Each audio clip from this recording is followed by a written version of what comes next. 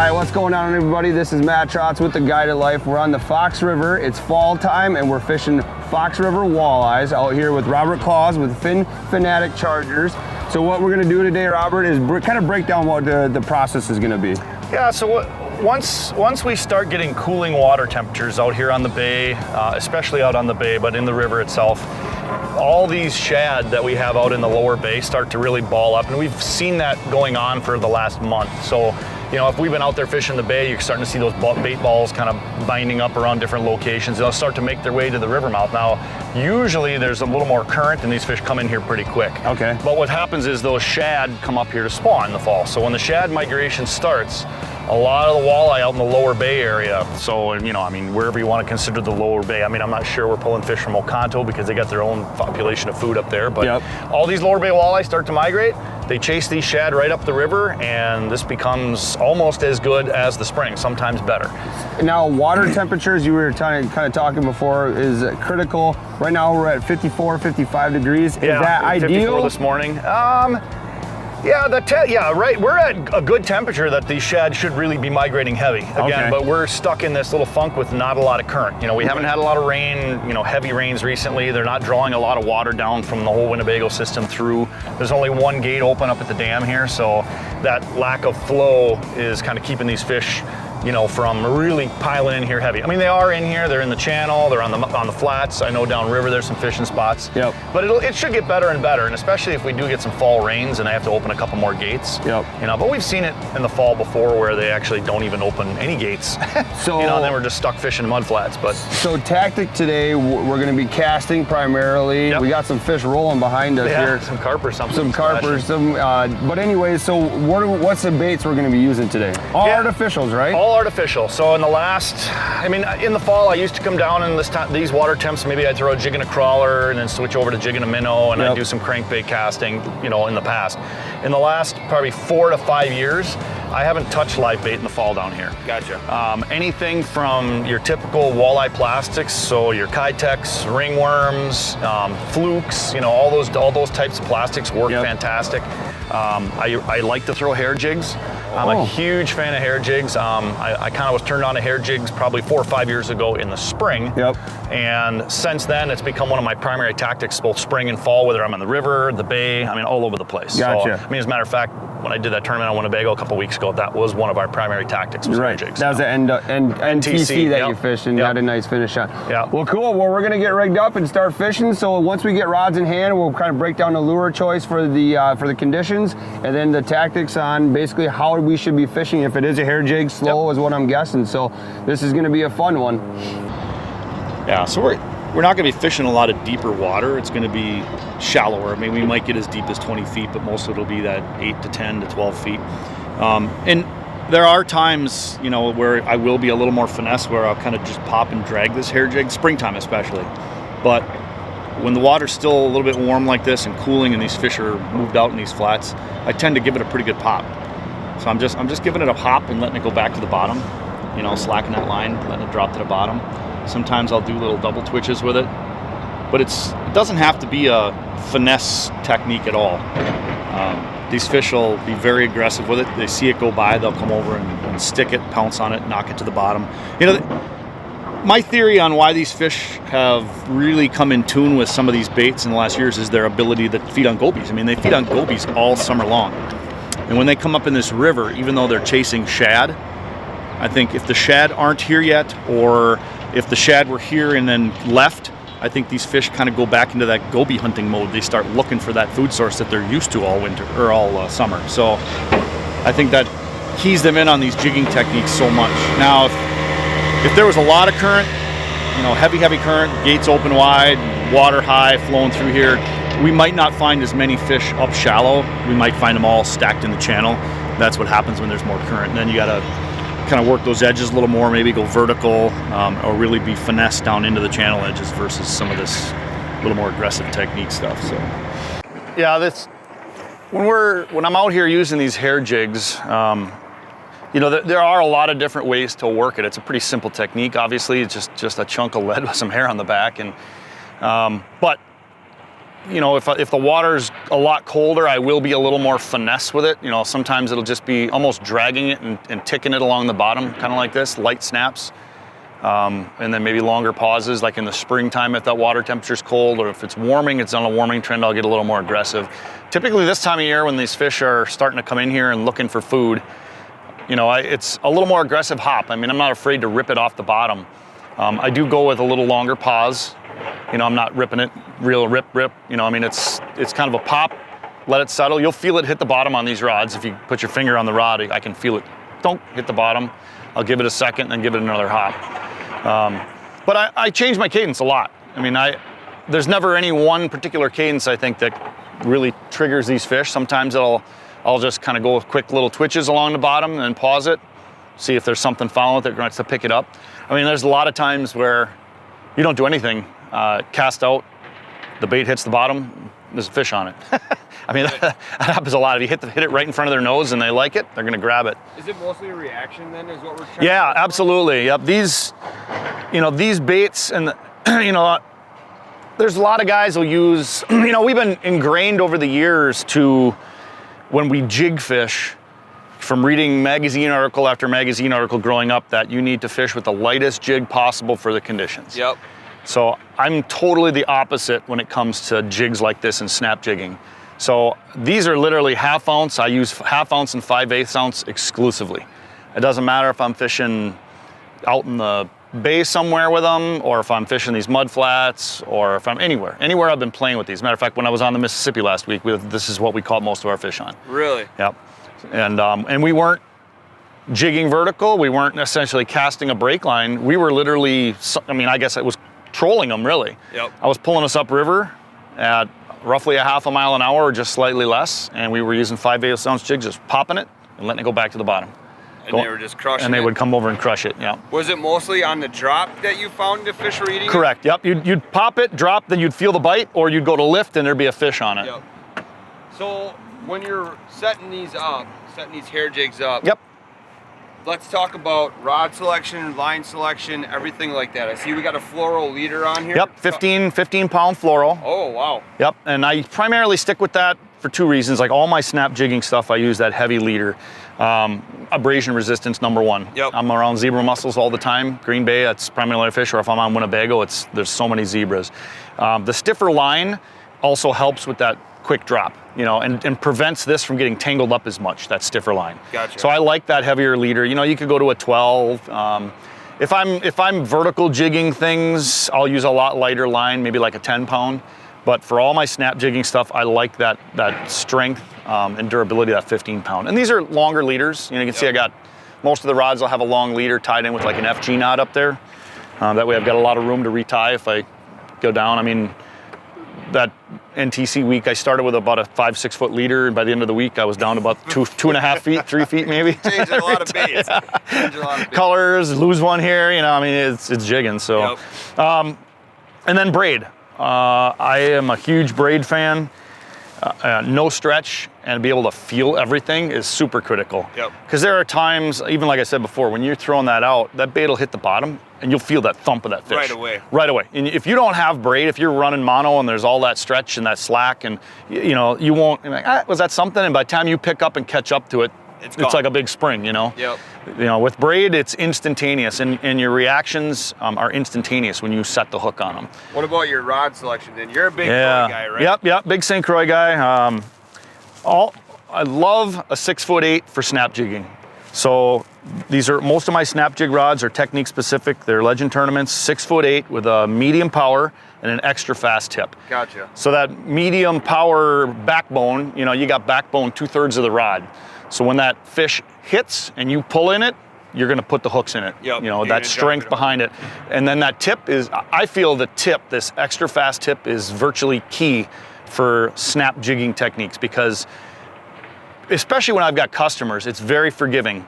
If people are really aggressive with it, it tends to be a little softer. If people are more finesse with it, it tends to react quicker. Gotcha. So I think it's a more forgiving action, but it's, you know, the sensitivity and be able to feel with that braid is huge. And then what do you pair it with for a reel? I've got a mix of stuff. I've got a bunch of flugers. Yep. Yep. I do want a reel that's got a fairly quick line pickup. Yep. you know, that's key too. I mean, you don't want something that's super slow. So most of these are probably 6 to 1, and this is 6.2 to 1. So a faster line pickup, because when you're snapping it and that fish hits it on the way down, you want to be able to get back to it quick. And if you got a lot of slack line, if you're trying to crank to get to it, you know, their fish is gone by the time you're ready. And correct me if I'm wrong, but like line ratios on spinning reels wasn't really that popular for a while. Correct. Now it's all of a sudden, it's a trend. Baitcasters has always been the trend. Always right? been there, yep. You want low gear, high gear, Yep. fast, so on and so forth. And now more companies in the spinning reel game are actually making a lot of spinning reels with higher ratios as well. Yep, one of my favorite reels, actually, I don't know if I have it out yet, it's in the rod locker. Lose makes what they call their speed spin. And that speed spin is a fantastic reel coupled with these. I bought some of them last year, I think it was last spring. Put them on some different jig rods, snap jig rods and my vertical rods, and fell in love with them. So I bought a bunch more, and I've got some at home that aren't even on rods yet. So but that speed spin is nice because same thing, it's so quick to pick that line up. You don't have to crank to get a hook, you know. To drive the hooks home. 2 cranks, you're there, set the hook, so. And from, you know, throwing this here, it's really well balanced too. It feels really nice. It's, you can, like you said, as soon as you feel the bottom, you're ripping it again, and you can feel virtually anything that's on the bottom as well. Customers are always amazed at the feel, right? When you're doing this, and like, oh, I can never, you know, I've had women or men, kids, like, oh, I go with my dad, I never feel the bites. And then we get out and do this, and you're like, wow, I felt that. You know, I was like, yeah, you can feel a lot more. It is the hardest thing to convince a angler to upgrade the rod. Right? It is, you want to have a good reel, right? Correct. The emphasis is always on the reel, but the rod is the portion that drives everything. Yeah, once you spend the money and you get into a high-end rod, and by high-end rod, I'm not talking a high-end price. I'm talking a good quality rod with the right kind. You know, if you go and buy your generic whatever rod you want to call it, and it's just some medium power rod, you're going to get a noodle probably. It's, you know, not going to have that same blank. It's not going to have that same feel. You know, make sure you're working with or picking out a company that are picking a rod out that's got, you know, the action and the power, right? That's key. It's a split. These rods that are high quality like that, it's a split. It's not just a medium rod. It's a medium or heavy rod with a stiff, you know, whatever the different actions are they put on the tips, right? So definitely key. That's no doubt. I've got another rod that's in my arsenal that has quickly become my favorite hair jig rod personally. This one's a monster, but as long as I'm not in like blistering winds, this is a super fun rod to fish. So this is kind of the opposite of these rods. So these are 6/8. This is an 8'6". Is it still a medium? Yeah. So it's actually a medium light. Gotcha. With an extra fast tip. So this has got holy man, look tons of tip up there, and this super long rod for. I mean, when St. Croix came out with this rod, I think their intention was snap jigging. Matter of fact, the gentleman who showed it to me was talking about using it for shiver minnows and stuff like that. So I did try it for shivers. You know, I throw a lot of big shivers, the number 3s.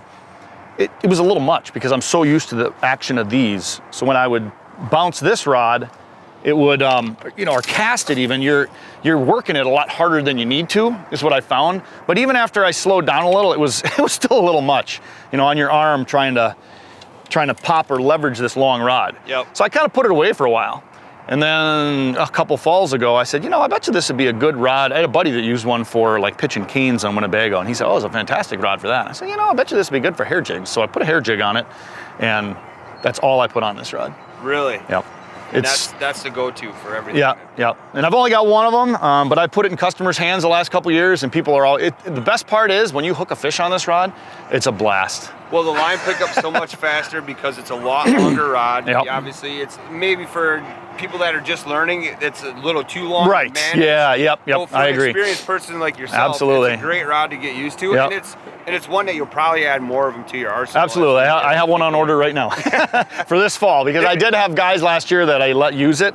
I said, well, here, try this out. You know, they're getting the hang of it. They're catching fish. Try this out. And you put a 20-inch fish on this rod, you think you got a 26. Oh, it's so much fun to fish, Right. Yeah, it's a fun rod to fish, fun rod to hook up on, so. Perfect. All right, let's get back to it. So yeah, when it comes to like my line selection and being able to see or feel bottom and watch those bites, I know a lot of guys really like the bright high vis. I'm a little bit on the opposite side of the spectrum. So most of my line is like a white or a ghost. And you can still see it on the water. Yep. You know, you can see that line land there. It's easy enough for it to see. It's yet not that super bright. So I can still watch the line out there and see it and detect bites. So it's kind of a nice blend. That's just the way I've always, you know, felt about my braids. But being able to feel that bottom is key. So when I'm snapping this, when I pop it and slack that line, number one, I'll see that line stop. Yep. So even if I'm just light hopping it, you'll see it hit the bottom and stop. And you can see it with that line, it'll be a little dead stop on it. If I'm popping it and I have my finger on the rod, I can feel it every time it hits the bottom. Even with a little slack line, I can feel that. And it does take a little getting used to what that is, especially soft bottom, right? If it's hard bottom, anybody can feel it. Yeah, it's a heavy smack when it hits the bottom. But if it's a little soft, like here, this is silty and mud, you know, that it's not as pronounced. Now the heavier baits help. You know, a jig and wrap, a shiver minnow, you know, these hair jigs are half ounce. It's a little easier to feel that pronounced thump when it hits the bottom. Yep. But you know, if you are not feeling it, the easiest thing to do is to watch that line. So even like vertical jigging, you know, if we were vertical jigging here today, when you lift up and you drop down, as soon as that line coils, right? And if again, to put my finger on the rod, I can feel it. I can feel that bait thump the bottom. But again, I watch that line, I can see that line stop or pause and start to coil, there's bottom. So, and one thing that you mentioned that I thought was super critical is you can see a bite on the water. With the high vis line or the ghost line like you're referring to. You know, explain that a little bit too, because that's just a twitch of the line, or sometimes too, if you're not moving, the line will start creeping towards the bait. Yeah, so when I'm reeling in, especially from a distance, and I see that line pause, hit the bottom, if I'm watching it for that split second and I see where the line hits the water, where it's laying on the water, you'll see that line jump. Yep. If that line jumps, even if like that, that was something small, but that was a bite. So that line twitched quick, and when I pulled back or starting to tighten up, I felt that bite. So you're just watching that line, and if it just any kind of little jerk or twitch where that line is laying on the water, you can set the hook. But I mean, the nice thing about braid is, you know, I mean, I fish blind a ton. By that I mean I'm always helping a customer doing, you know, very seldom am I very focused. Tournament fishing's different, right? If it's me and my partner, I don't have to worry about what he's doing. But if I'm, you know, with the customers, I'm almost always watching what everybody else is doing, making sure that this person's doing the right thing. So I tend to fish blind a lot, and that's why I really key in on having my finger on there and that braided line. So many times I'll feel it before I see it or even know there's a fish there. It's not too often that a fish really surprises me, like I'm doing something and lift up and then, oh, I think there's a fish on there. I mean, I've had it where it's like, I think that was a fish, and then you set the hook and there's a fish. There was a fish. You know, where they sneak up on you like that, but very seldom am I ever super surprised that I have a fish on there or fish bit it. More times you'll feel a bite and then just not get the hook in it. Yep. What was first, guiding or tournament fishing? Tournaments. Okay. Yep. And it was full-fledged right into walleye tournaments? Nope. No, actually, my first tournaments were bass tournaments. Okay. Sturgeon Bay Open. Yep. I mean, I fished that for like 7 out of 8 years. You know, I fished that 17, 18-foot boat. I had that tiller boat. There you go. What do you got? Looks like something heavy. I'm gonna catfish maybe. There's some nice walleye that have been in here. Let's make it a nice walleye. That'd be awesome. What do we got?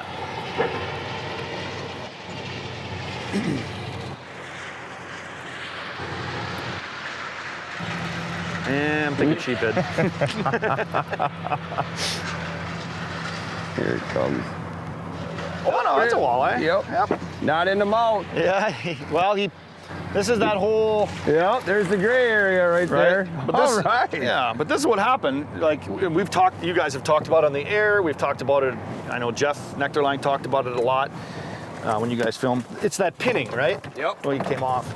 So what that fish did was he pinned that jig. That's a nice walleye. He pinned that jig, you felt that. Yep. And when you set the hook, the jig either came out of his mouth and then that treble, that little treble, that stinger came up under the chin, right? There we go. First one of the day. Nice. Yeah, that's a nice 20 incher. Yep. Yeah. Yep. I can come up there and release it up by you. Yeah, I'll come up there.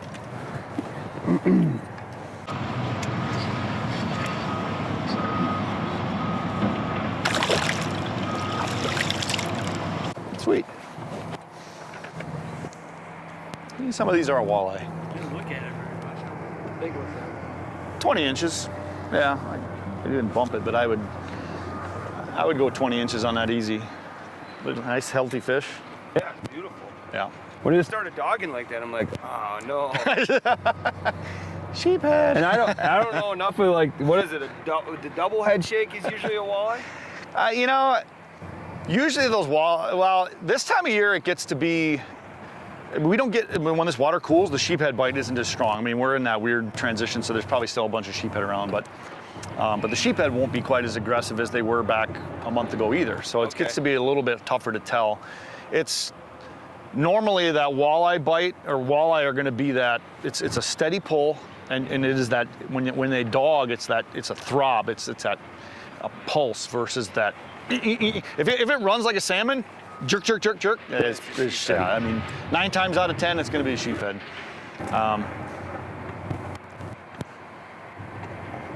I was trying to think of how I was working that one. I think I was just like you're doing, just that quick snap. Yep. I was going to have you explain what you felt. So to go off your point, like you had mentioned with that fish, because the way it appeared to be hooked is, you know, like Travis said, he's picking on me. He said my hook was a little erratic, but it was weight initially, and then there was a slight pause, and then there was weight again. Right. So the fact is like you said, that fish probably hit it, pinned it. Yep. I felt the initial hit, missed that bite of it, and Yep. then when there was weight there again, then I set. That's why I was like, wait, no, yes, now he's there, you know. But it was interesting. And then you know, the other thing I thought was, as we were talking about, is the actual fight process itself. Like Russell does a great job during the head-to-heads to break it down on the troll bite, when you can usually tell it's a walleye with the board moving or anything like that. Yeah. You said, you know, a walleye is going to usually have a straight dog pull, and that's what that fish did after a while. It made a good run, partially because it was hooked, you know, under the gill plate. Yeah. But it was a good strong pull as well. Yeah, and it's not a lot of erratic motion typically, but you know, as I was explaining a little bit, when this water cools, you'd be surprised how aggressive these walleye get up here. It's, I mean, I don't want to say it'll rival smallmouth bite, but there are times where, whether you're jigging or casting cranks, when they're aggressively chasing and attacking shad, that it's on and you're like wham, wham, wham, wham, wham. And I've even seen them come out of the water like a bass. Sheephead. Oh, that one's a farmhead. Oh.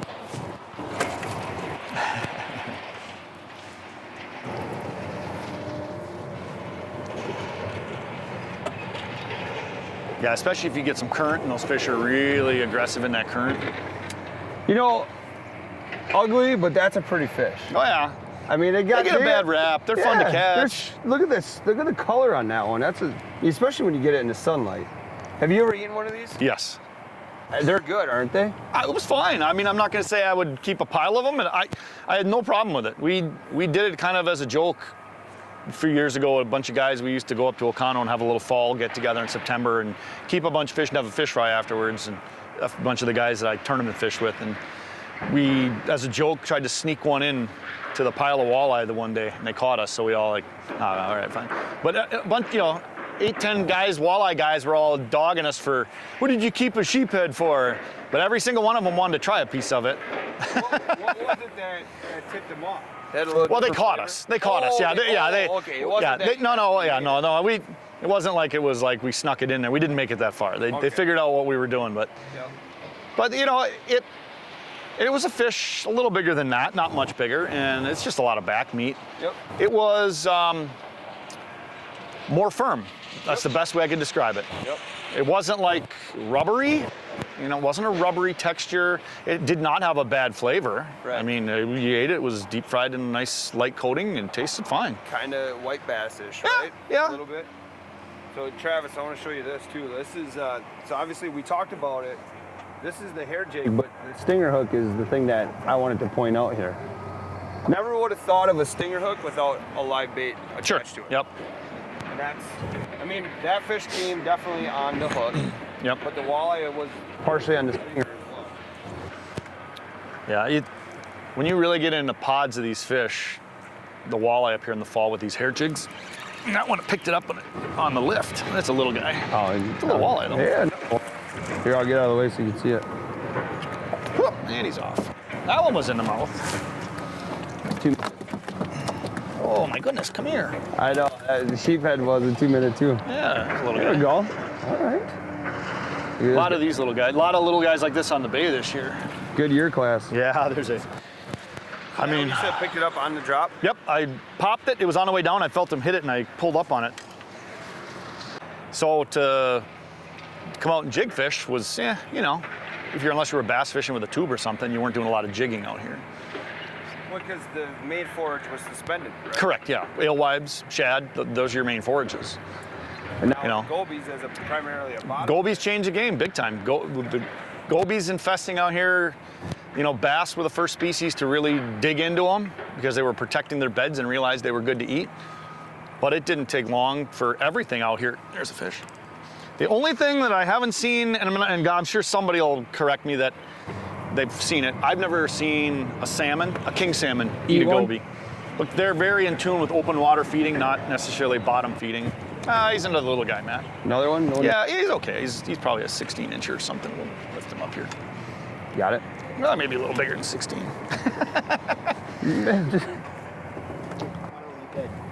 See, there's a Yeah, here, let's good example of that bait being pinned. show him. Yeah, that's a great one. Let me get the view on here. I'll pin that one. I felt him hit that. He picked it up off the bottom when I popped the hook, but he literally pinned it to the bottom. You can see where that hook is under his chin. So it's the way these fish attack gobies. I mean, that's what you're seeing. I think and this is somewhat theory. I've never really talked to a biologist, and I've never seen it on camera. I'm sure somebody out there's seen it on camera. But I gotta believe they come up, and what they do, the whitefish do the same thing. We've seen them on camera. They come over, and it's almost like they're trying to stun it. They come over and push it. They push it to the bottom or pin it to the rock. You know, this is mud, but they come over and push that bait. They back off, and then they flare their gills. So if you feel that initial bite and you set the hook, that's why you're catching them under the chin. That's why it's happening. Yep. Yep. She loves that thing. And I had, you know who Barb Carey is? Yep. I did a podcast with Barb earlier there's one. There you go.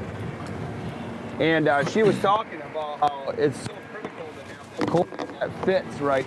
Yeah. Oh, yeah. No doubt about it. Yeah. Another Nice walleye. walleye. On the stinger. On the stinger hook.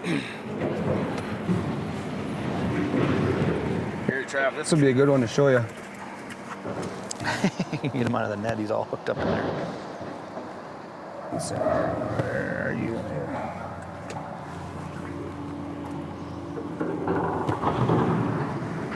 Oh, yeah. Yeah, right in the corner of the lip on that stinger. I'll have to pop the stinger out, yeah. Either way, he was definitely right in the... Right in the corner of the lip right on with the the stinger.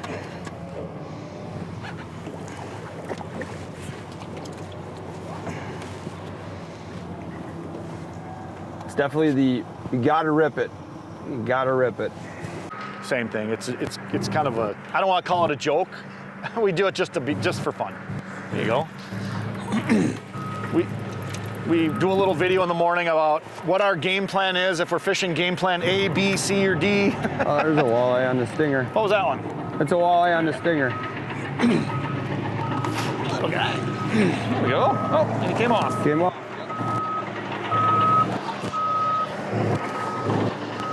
Nice.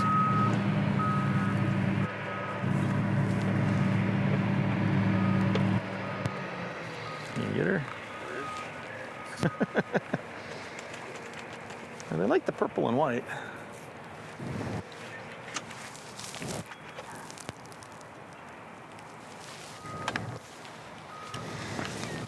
All right, now that I followed the guide's technique for putting fish in the boat. Nice. What? I'll get just a over the shoulder boulder holder. There you go, little guy. Nice.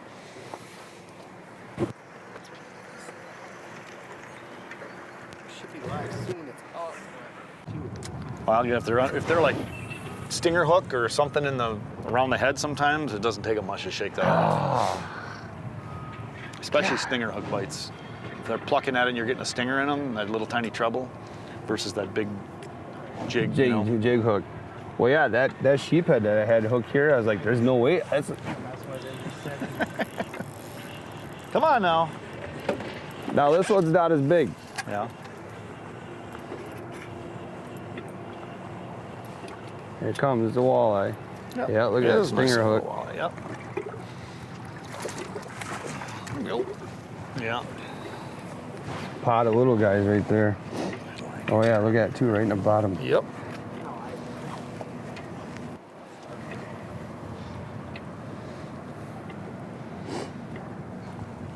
Get off the net first. Yeah, we could have just a pod that's cycling through here.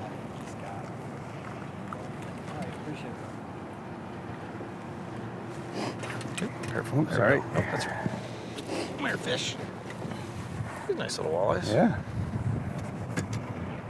I mean, if a guy wanted to come out and keep Some 3 fish to eaters, eat, man. it's That's a nice little size to great eat. eater fish.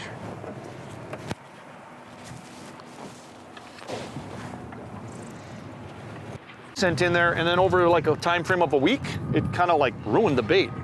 Oh, really? Yeah, it was kind of weird. I'm like, almost like it made it foul, like bad crawlers. Yeah. I'm like, that's not good. Like the ones you don't. Oh shoot! Like I can't imagine that's a good thing, you know? Right. If I open up, the bait really stinks bad like that. Yeah. Maybe I'd catch a catfish. I don't know. I got him. I think he had the stinger in his mouth and the hook under his chin when I went to net him. This one was more on the main hook. Yeah. Come on, get out of that net. Here we go.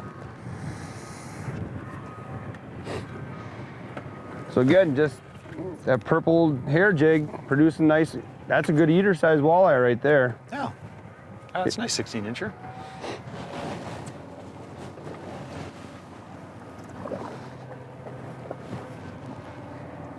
But that had to be a bay fish then, huh? The color Correct. of that fish? Yeah, that green like that, no doubt. Yep.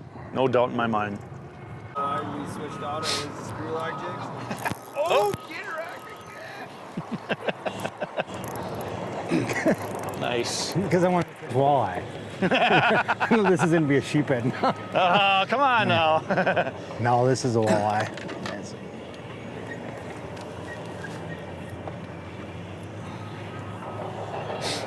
There you go. Another one under the chin.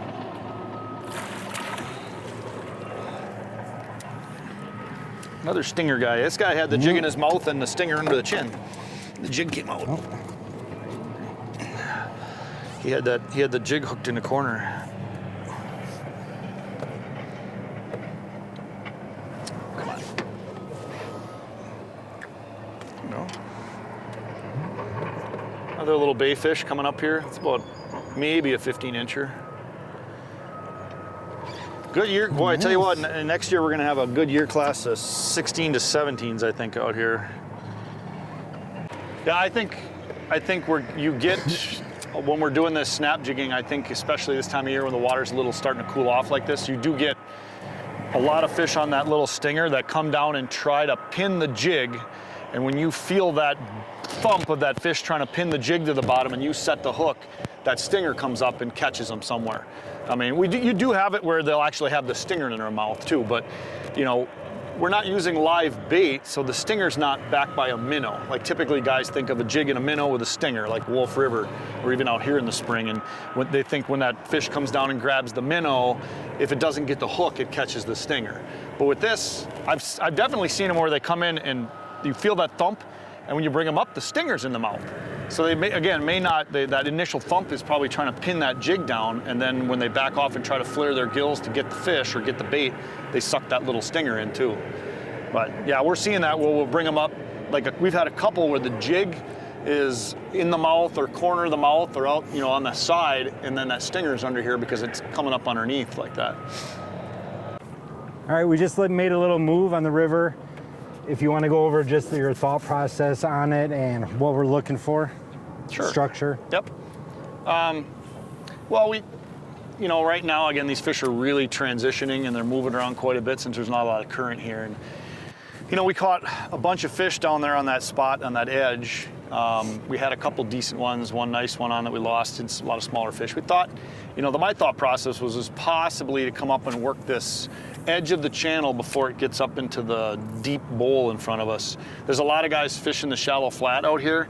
And I'm not saying they're not catching anything good, but they're probably targeting and catching the same stuff we were, that smaller size fish essentially. But there's these bigger fish, if they're coming up, might be using the channel runway a little more.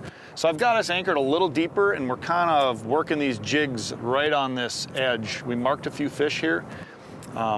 Again, in front of us is that kind of a point that wraps around this bowl. There's current coming over it. So that current break coupled with this edge, we might find a little bit bigger fish here, and I'm kind of moving us up the edge a little bit. It was worth a few casts here to see if we could stick something bigger. I mean, there are fish even right under the boat right now. There's a couple fish moving through. It's funny, the spot where we were at, there's nobody. No, I don't know what we got. What have we got? Sideways, is it a funky hooked walleye? It's a walleye, it looks like. Looks a little funky.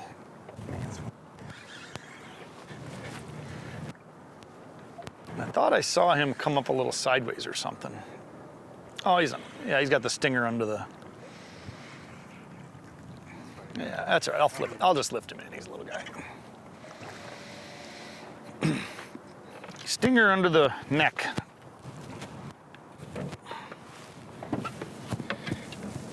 A neck stinger. A little cute little fish.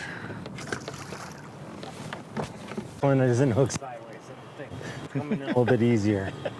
Oh, Yeah, he's hooked right. Ready for some topwater footage?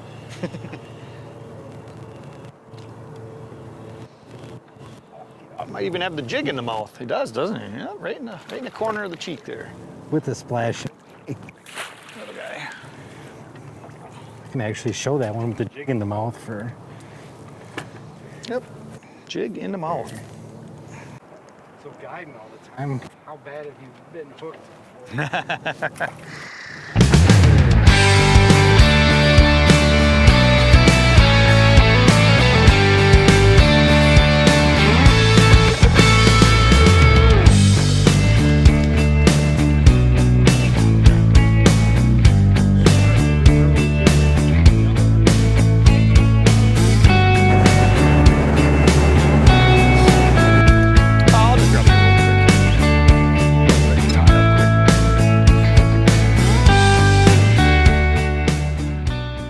We had an awesome day here fishing for walleyes on the Fox River. I can't thank you so much. It's been an incredible day. Awesome. We caught a ton of fish, some great quality fish. So one more time, let everybody know if they're interested in either booking a trip with you, fall, spring, winter, summer, all that stuff, where they can go to find that information. Yep, absolutely. You certainly can find me on Facebook, Finfantic Charters. You can find me on the web at finfantic.net. All my information's out there. You can email me through that website also, or you can email me directly at finfanaticcharters@yahoo.com. Or you can certainly call me. My cell number is 920-360-2904. Leave me a message, I'll get back to you and get you set up with whatever we're gonna do, whether it's open water, ice, on down the road. I mean, we're lots of fall fishing yet. This is just getting going, so the Fox will be good, and at some point I end up being one of the only guys left out here fishing. I fish it right through till it ices up in December sometime. So, You know, so boat's not winterized yet. Yeah, and what today's going to show you is today there's plenty of great time, and he does a great job of putting us on fish. I mean, he let both Travis and I catch a pile of fish. So as of this episode, we're calling it an episode, and we may see the Guided Life next time in the woods. So have a great day, everybody, and until the next one.